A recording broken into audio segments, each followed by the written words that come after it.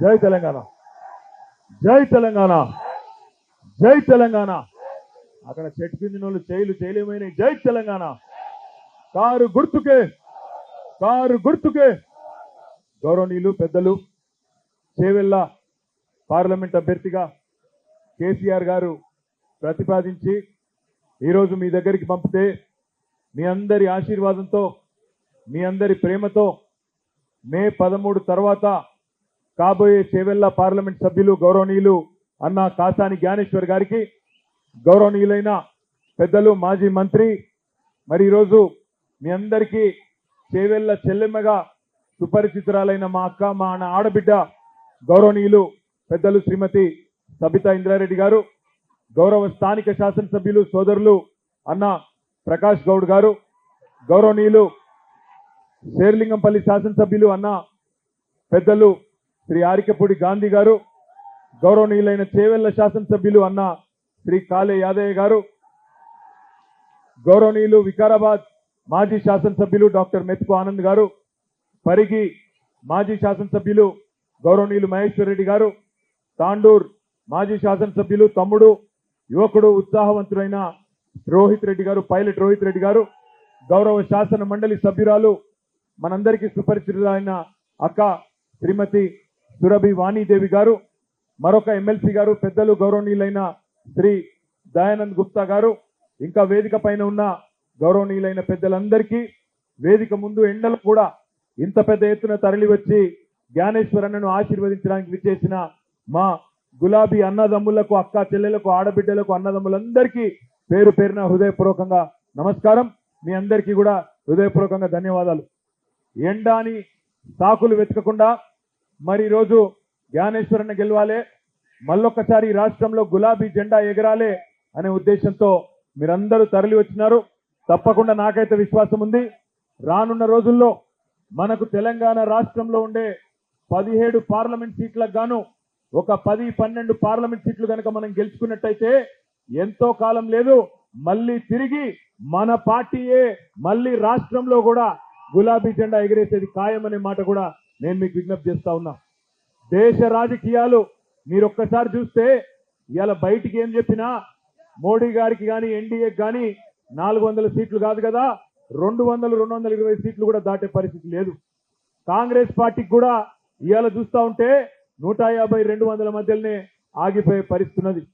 ఎందుకు గెలవాలి బీఆర్ఎస్, ఎందుకు ఉండాలి గులాబీ జెండా పార్లమెంట్లో అంటే, మీరు గిన్న 10-12 సీట్లు మాకు అప్పచెప్తే రేపటి రోజున అటు ఎన్డీఏ ఇటు యూపీఏ ఇద్దరు వచ్చి కేసీఆర్ గారి దగ్గరికి వచ్చి అన్నా దండం పెడతాం, మీ తెలంగాణకి ఏం కావాలంటే చేస్తాం, మీరు దయచేసి మాకు మద్దతు ఇవ్వండి అని వాళ్ళే మన దగ్గరకు వచ్చే పరిస్థితి రావాలంటే మన ఎంపీలు ఉండాలి, గట్టి గొట్లాటోళ్ళు ఉండాలి. వాళ్ళ చేవెళ్ళ పార్లమెంట్ పరిధిలో మిమ్మల్ని ఆలోచించమని కోరుతా ఉన్నా. నేను ఎవరెవరికి మధ్యన జరుగుతున్నది పోటీ. నిన్న మొన్నటిదాకా ఇక్కడ ఉండి, నిన్న మొన్నటిదాకా మీరు గెలిపిస్తే గెలిచి, నిన్న మొన్నటిదాకా కేసీఆర్ గారు అవకాశాలు ఇస్తే అవకాశాలు వాడుకొని మంత్రి పదవులు అనుభవించి, ఎంపీ పదవులు అనుభవించి, ఇచ్చిన ప్రతి అవకాశాన్ని మీ దయతో, మీరేసిన ఓట్లతో, ఏపించిన ఓట్లతో గెలిచిన వాళ్ళు ఈరోజు తల్లి పాలు దాగి రొమ్ము గుద్దినట్టు తల్లి లాంటి అమ్మకు, ఇవాళ అమ్మ లాంటి పార్టీకి మోసం చేసిన రంజిత్ రెడ్డి, పట్నం మహేందర్ రెడ్డికి బుద్ధి చెప్పాల్సిన బాధ్యత మనందరి మీద ఉన్నది. ఇవాళ పార్టీకి కొంత కష్టకాలం రాగానే అధికారం పోయిందో లేదో వెంటనే జారుకునే ఎవరైతే పిరికి పందలున్నారో తప్పకుండా వాళ్లకు బుద్ధి చెప్పాలి. బలహీన వర్గాలందరినీ 93 కులాల బలహీన వర్గాలను ఐక్యం చేసిన బాహుబలి మన అన్న కాసాని జ్ఞానేశ్వర్ అన్న. మొన్న చేవెళ్ళ సభ నేను చూస్తా ఉంటే టీవీలో, ఆ రోజు మా స్వామి గౌడ్ అన్న ఒక మాట అన్నాడు, మేము జనాభాలో 85-90% ఉన్న మేము బలహీనులం ఎట్లయితాం, బలహీన వర్గాలం ఎట్లయితాం, రేపు మా దమ్మెందో చూపెడతాం చేవెళ్లలో అనే మాట మొన్న మన స్వామి గౌడ్ అన్న చెప్తా ఉంటే నేను చూసిన. నేను మిత్రులందరినీ ఒక్కటే కోరుతున్నా, ఇవాళ కొన్ని రాజకీయ పార్టీలు అంటాయి బలహీన వర్గాలకు అవకాశం ఇస్తే గెలువరేమో అనే అపవాదు పెట్టే ప్రయత్నం చేస్తారు. మరి ఇలా ఒక బలమైన నాయకుడు, బలహీన వర్గాల నాయకుడు కాదు, బలమైన నాయకుడు, బలహీన వర్గాలకు గొంతుకై నిలబడ్డ నాయకుడు చేవెళ్ళ పార్లమెంటులో మీ ముందుకు కేసీఆర్ గారు పంపిస్తే కాసాని జ్ఞానేశ్వర్ గారు వచ్చిండ్రు. మరి బలహీన వర్గాలకు రాజ్యాధికారం కావాలి అనే మాట అనే డిమాండ్ ఏదైతున్నదో అది నెరవేరాలి అంటే అవకాశం వచ్చిన ప్రతిసారి దాన్ని అందిపుచ్చుకోవాలి, గెలిపించి మన సత్తా మన దమ్మేందో చెప్పి చూపెట్టాలనే మాట నేను మీకు విజ్ఞప్తి చేస్తా ఉన్నా. ఇంకొక మాట కూడా ఆలోచించమని కోరుతున్నా నేను. ఇన్నటి వరకు ఈ రోజు వరకు చేవెళ్ల పార్లమెంట్ లో మొట్టమొదటి బీసీ అభ్యర్థి కాసాని జ్ఞానేశ్వర్ గారు. ఈ నియోజకవర్గం పుట్టినప్పటి నుంచి ఇప్పటి వరకు మొట్టమొదటి బీసీ అభ్యర్థి ప్రధాన పార్టీల నుంచి. మీరు ఆనాడు మొట్టమొదటిసారి చేవెళ్ల పార్లమెంట్ లో జైపాల్ రెడ్డి గారికి అవకాశం ఇచ్చినారు, తర్వాత విశ్వేశ్వర రెడ్డిని గెలిపించినారు, తర్వాత మొన్న రంజిత్ రెడ్డిని గెలిపించినారు. ఈ రోజు మనందరం కూడా ఎవరమైనా కావచ్చు, ఓసీలు కావచ్చు, ఎస్సీలు కావచ్చు, ఎస్టీలు కావచ్చు, మైనారిటీలు కావచ్చు, బీసీలు కావచ్చు, అందరం ఒకటైదాం. ఇవాళ కాసాని జ్ఞానేశ్వర్ గారి ఓటేసి బ్రహ్మాండమైన మెజారిటీతో గెలిపించుకుందామనే మాట నేను మీకు విజ్ఞప్తి చేస్తా ఉన్నా. అంబులెన్స్ ఓనియండి తమ్మి, జరగండి సార్. అరే పడుతాం, అరే భాయ్ సాబ్ హట్ జాओ.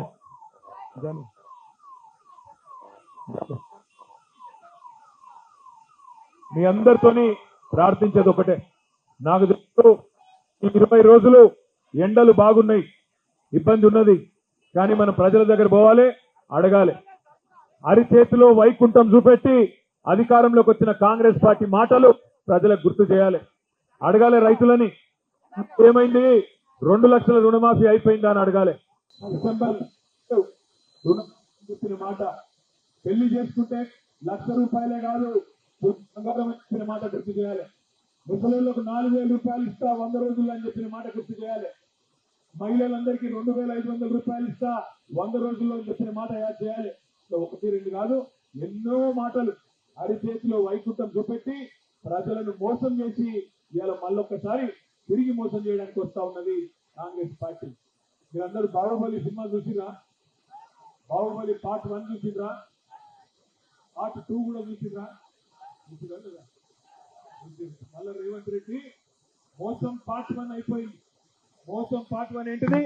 అసెంబ్లీ ఎలక్షన్లకు ముందేమో డిసెంబర్ 9 రుణమాఫీ అయిపోయింది, ఉరుక్కుంట తెచ్చుకొని 2 లక్షలు అని చెప్పిండు. ఇప్పుడు మోసం పార్ట్ 2 సీక్వెల్ నడుస్తుంది. ఇప్పుడు పార్లమెంట్ ఎన్నిక రాగానే మళ్ళా కొత్త కథ ఎత్తుకున్నాడు. 15 ఆగస్టుకు చెప్తా నేను అంటాడు రేవంత్ రెడ్డి. మోసపోదామా మళ్ళొక్కసారి? ఒకసారి మోసపోయింది చాలదా? అందుకే రైతన్నలకు యాద్ చేయాలి, చెప్పాలి. ఒకసారి మోసపోతే మోసం చేసినోంది తప్పైతుంది. రెండోసారి మోసపోతే ఎవడైతే రెండోసారి కూడా నమ్మిండో వాళ్ళది తప్పైతుంది అనే మాట తప్పకుండా యాద్ చేయాలి. ఇలా రేవంత్ రెడ్డి గారు కానీ బీజేపీ కానీ ఒక్కసారి ఆలోచించండి, ఏం జరిగింది దేశానికి వీళ్ళ వల్ల ఆలోచించవలసిన అవసరం ఉన్నది. ఒక దిక్కేమో 100 రోజుల అబద్ధం, మరొక దిక్కేమో 10 ఏళ్ల నిజం మీ కళ్ళ ముంగట్నే ఉన్నది. కేసీఆర్ ఇచ్చిన రైతు బంధు మీ కళ్ళ ముంగట్నే ఉన్నది. కేసీఆర్ 12 లక్షల మందికి చేసిన ఆడపిల్లలకు చేసిన పెళ్లిళ్లు మీ కళ్ళ ముందే ఉన్నాయి. 14 లక్షల మంది ఆడబిడ్డలకు ఇచ్చిన కేసీఆర్ కిట్లు మీద కళ్ళ ముంగట్నే ఉన్నాయి. 46 లక్షల మందికి ఆసరా పెన్షన్లు ఇచ్చి 200 నుంచి 2,000 రూపాయలు చేసింది కూడా మీ కళ్ళ ముంగట్నే ఉన్నది. ఇలా చెప్తూ పోతే ఎన్నో కార్యక్రమాలు 10 ఏళ్లలో మనం చేస్తున్నాం. హైదరాబాద్ నగరాన్ని సర్వాంగ సుందరంగా తీర్చిదిద్దుకున్నాం. చేవెళ్ల పార్లమెంటు నియోజకవర్గంలో మా కాళే యాదయ్య గారి నియోజకవర్గంలో షాబాద్ లో బ్రహ్మాండమైన పరిశ్రమలను కూడా నెలకొల్పుకున్నాం. వికారాబాద్ ను జిల్లా చేసుకున్నాం. వికారాబాద్ లో ఇవాళ కలెక్టర్ ఎప్పటి నుంచో వికారాబాద్ ప్రజల కళ అది, దాన్ని నెరవేర్చింది కేసీఆర్ గారు. ఇక్కడ ఉండే గిరిజన సోదరులు ఎంతో మంది ఎన్నటి నుంచో అడుగుతున్నారు మా తాండాల మా రాజ్యం ఉండాలని, దాన్ని కూడా నెరవేర్చింది కేసీఆర్.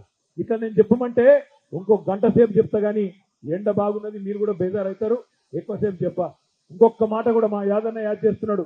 111 జీవోను కూడా అందరు చెప్పినోళ్లే గానీ ఆఖరికి ఎత్తేసింది కేసీఆర్ అనే మాట యాద్ చేయమని చెప్పి మా యాదయ్య గారు చెప్తా ఉన్నారు.